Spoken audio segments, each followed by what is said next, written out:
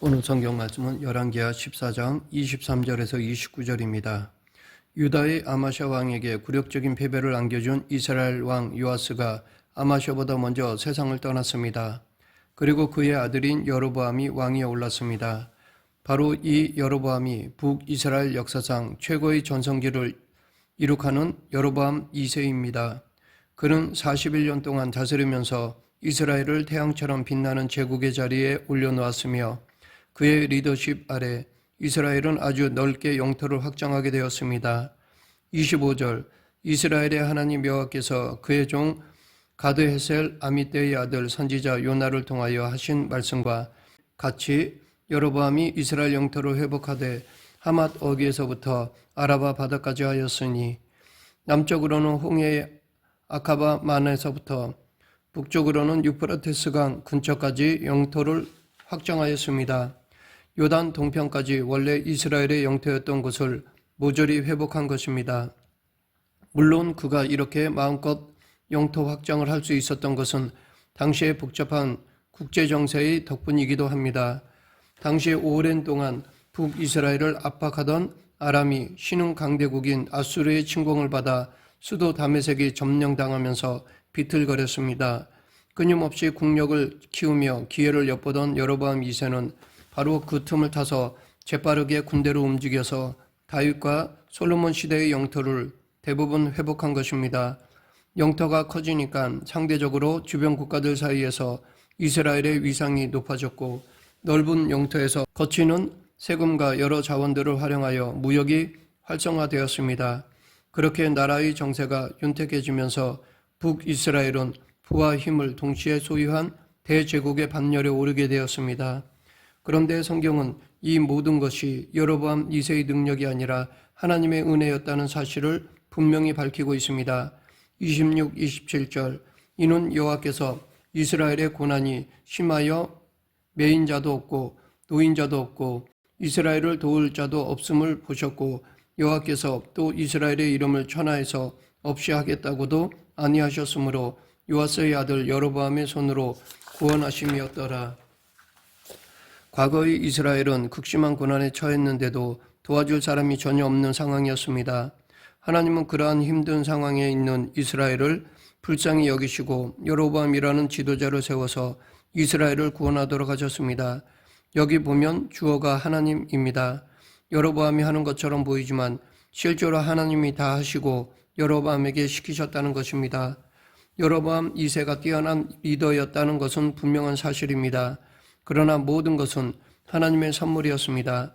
그런 왕을 그 시대에 태어나게 하신 분이 하나님이시고 41년이나 되는 긴 세월 동안 별 사건 없이 나라를 통치하게 하신 분도 하나님이십니다. 또 그가 다스리는 기간 동안 라이벌인 아람이 아수르의 침공으로 꼼짝 못하는 국제정세를 만드신 분도 하나님이십니다. 여로보암이 한 것이 아닙니다. 하지만 여로보암 2세는 이 사실을 전혀 깨닫지 못하였습니다. 그는 자기가 잘나서 잘되는 줄로 알았습니다. 국제정세가 그렇게 돌아가니까 운이 좋고 재수가 좋았다고 생각했을 것입니다.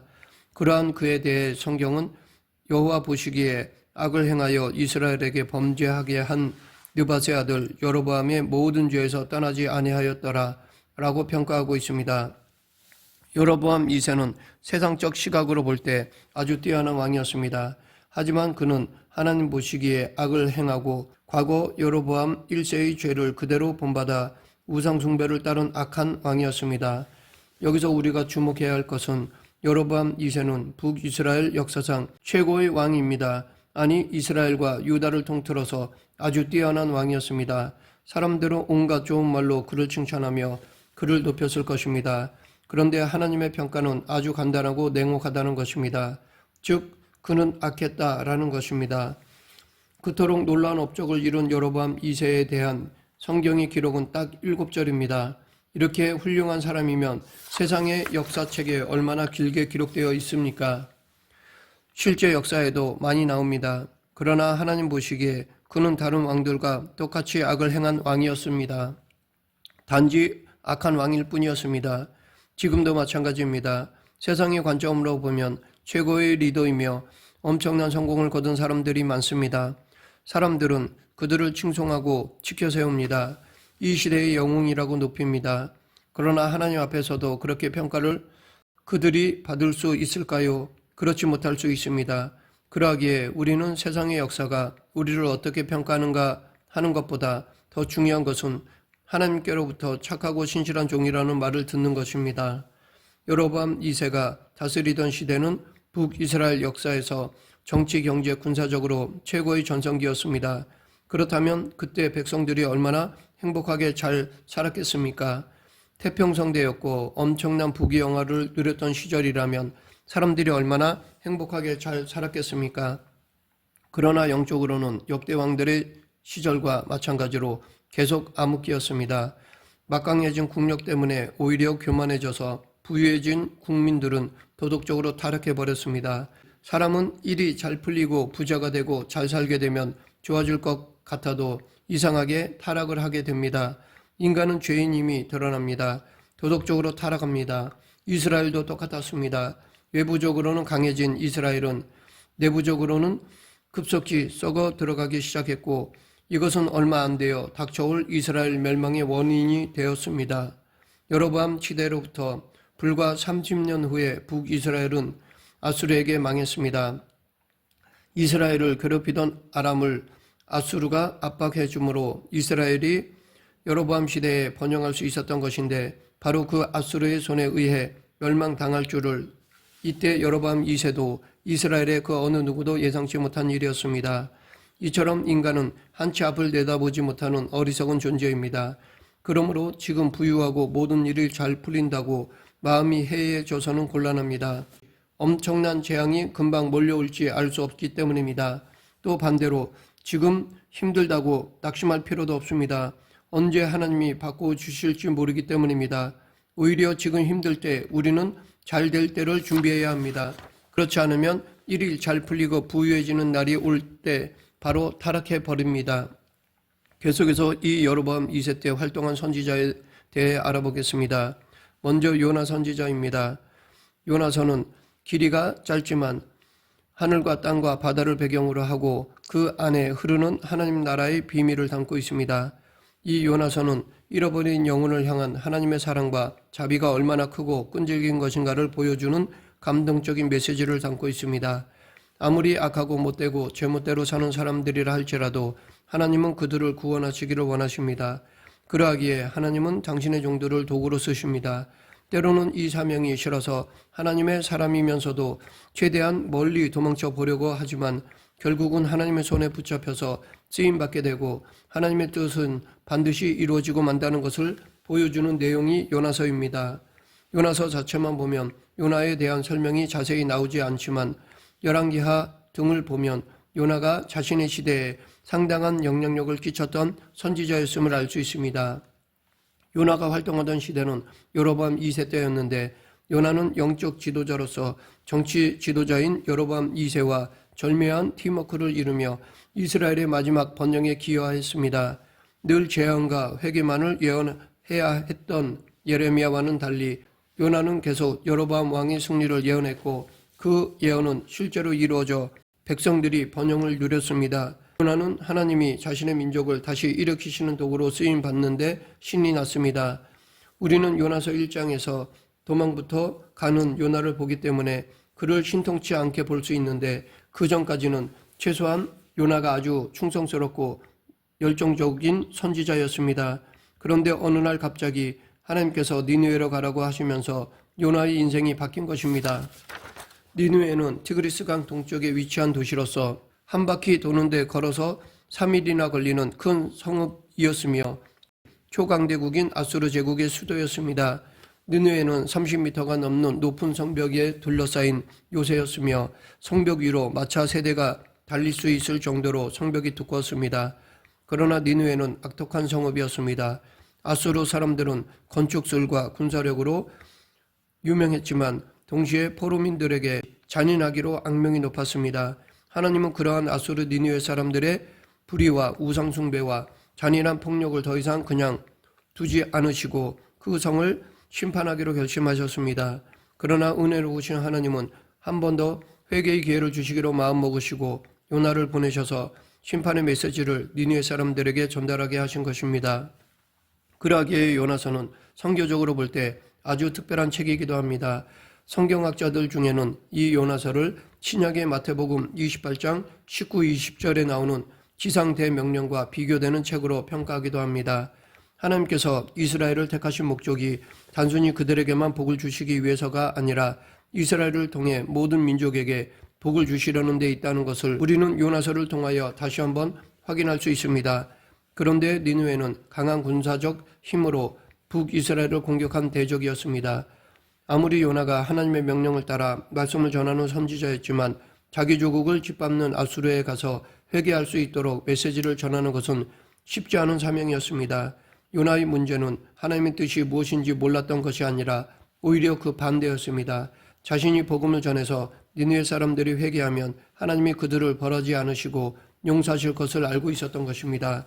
그래서 요나는 니느웨로 가라고 하는 명령을 받고도 그 반대인 다시스로 가는 배를 탔습니다. 결국 물에 던져져 큰 물고기 뱃속에 3일간 들어가게 되고 회개한 뒤 다시 나왔습니다. 그리고 니느웨로 가서 하나님의 메시지를 선포하였습니다. 그러자 아수르의 왕부터 시작해서 12만이나 되는 니느웨 백성들이 굵은 베옷을 입고 죄를 회개하며 하나님께 돌아왔습니다. 이스라엘이나 유다 사람들도 이 정도의 회개 운동을 보여준 적이 없는데 그토록 악한 니느웨 사람들이 어떻게 이런 회개를 하게 된 것일까요? 모든 것은 하나님의 섭리였습니다. 당시 막강한 군사력을 자랑하며 주변 나라들을 점령하던 아수르 군대가 북쪽에서 일어난 신흥 제국인 아라랏의 공격을 받아 참패를 당하게 된 것입니다. 게다가 무서운 전염병과 흉년과 기근이 겹쳐 아수르 제국은 말할 수 없이 피폐해졌습니다. 그뿐 아니라 그때 아수르의 태양이 완전히 사라지고 없어지는 큰 일식이 일어났습니다. 지금이야 우리가 과학적으로 그것을 다 알지만 당시 별들과 태양을 숭배하던 아수르 사람들에게는 이것이 너무나 두려운 일이었습니다. 그래서 그들은 엄청난 공포에 사로잡혀 있는 상태였습니다. 하나님께서 요나를 니느웨로 보내신 때가 바로 이때였습니다. 당시 니느웨 사람들의 마음은 이러한 여러 재난으로 인해 가난하고 힘든 상황이었습니다. 복음을 받아들일 만큼 낮아지고 연해진 마음밭이 준비되어 있었던 것입니다. 하나님은 이렇게 역사와 자연현상까지 주관하시면서 복음 전파의 타이밍을 맞추신 것입니다. 니느웨 백성들이 회개하자 하나님은 그들이 행했던 악한 죄들을 용서해 주셨습니다. 물론 세월이 지나 이들은 다시 타락했고 결국 요나의 조국 북이스라엘은 이 아수르에 의해 멸망당하게 됩니다. 다음은 아모스 선지자입니다. 아모스는 원래 선지자가 아니었고 뽕나무를 재배했던 농부이자 양을 치던 목자였습니다. 또한 그는 남유다 사람이었지만 여로보암 2세 시대 북이스라엘에서 활동하였습니다. 여로보암 2세는 세상적인 관점으로 보면 아주 뛰어난 리더였습니다. 그러나 그 엄청난 성공과 번영이 오히려 더 큰 재앙의 원인이 되었습니다. 강해진 국력으로 부유해지자 안일해진 이스라엘의 왕족과 상류층은 급격히 타락했고 그에 따라 사회는 빈부의 격차가 심해지고 부정부패가 가득했습니다. 상도덕이 무너지고 성적으로 너무나 문란한 사회가 되었습니다. 그뿐 아니라 영적 타락도 극에 달하여 사람들은 형식적으로 하나님께 제사를 드렸지만 마음은 이미 부패해서 혼합적 신앙이 되어버렸습니다. 그러한 북이스라엘의 타락으로 인하여 가난하고 약한 자들이 억압을 받았습니다. 아모스서는 선지자들 중에서 사회정의 문제에 대해 가장 강력하게 선포한 책입니다. 그래서 아모스서에는 참 신앙이란 복만 누리는 것이 아니라 그에 따른 책임을 행하는 것임을 배울 수 있습니다. 공의와 정의, 즉 이웃에 대한 진정한 사랑을 실천해야 한다는 것입니다. 하나님은 이스라엘이 망하기 전에 엘리야와 엘리사를 통해 또 호세아와 아모스의 사역을 통해 이스라엘에 대한 변함없는 사랑과 회복의 소망을 선포하였습니다. 그러나 이스라엘은 끝까지 회개하지 않았고 결국 아수르에게 멸망당하게 되었습니다. 그런데 가장 무서운 것은 나라가 망하는 것보다 아수르의 잔인한 공격보다 하나님께서 당신의 말씀을 거두어 가시는 것입니다. 마지막으로 호세아 선지자입니다. 호세아는 무려 4명의 유다 왕들과 2명의 이스라엘 왕들이 다스리던 긴 시간 동안 활동한 선지자입니다. 호세아 1장 1절 우시아와 요담과 아하스와 히스기야가 이어 유다 왕이 된 시대 곧 요아스의 아들 여로보암이 이스라엘 왕이 된 시대에 부엘리의 아들 호세아에게 임한 여호와의 말씀이라. 그런데 여기서 호세아는 북이스라엘 사람인데 오히려 우시아, 요담, 아하스, 히스기야 등 남유다의 왕들을 먼저 언급하고 있습니다.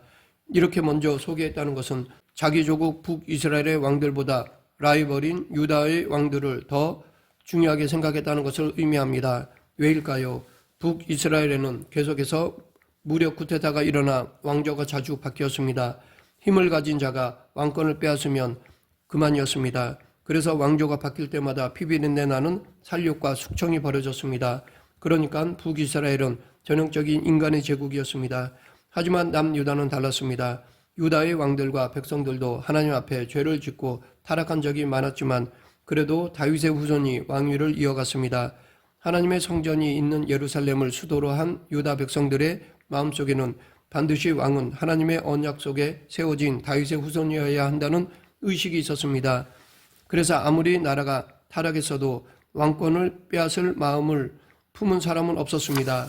이런 이유 때문에 호세아는 칼과 창으로 왕위에 앉은 자기 조국 이스라엘의 왕들보다 유다의 왕들의 권위를 더 인정한 것입니다.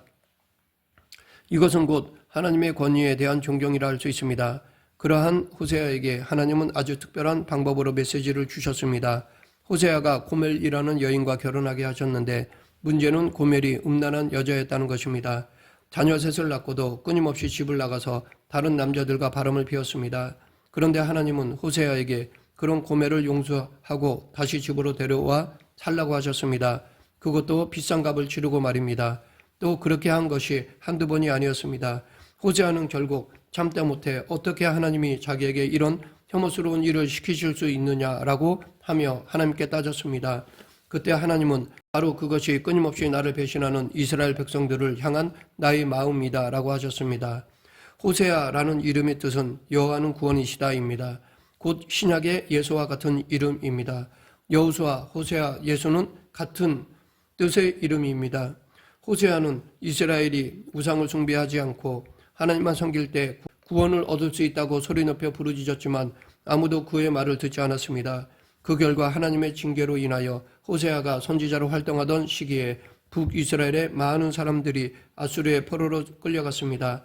호세아는 자신의 예언이 이루어지는 것을 자기 눈으로 보고 말았습니다. 말씀을 맺겠습니다. 지금의 우리가 이 선지자적 사명을 받은 자들입니다. 그러하기에 우리는 이 복음을 가지고 세상으로 나아가 선포해야 합니다. 영적 안전 불감증에 걸린 세상에 복음을 전해야 합니다. 우리 모두 지금 이 시대에 하나님의 뜻을 전하는 선지자적 사명을 감당하는 성도가 되길 간절히 축원합니다. 기도하겠습니다. 생사와 화복을 주관하신 하나님 아버지, 하나님의 말씀은 지금도 유효하며 이루어지고 있음을 믿고 이 시대에 하나님의 뜻을 전하는 선지자적 사명을 감당하는 성도들이 되게 하여 주시옵소서. 예수님 이름으로 기도드립니다. 아멘.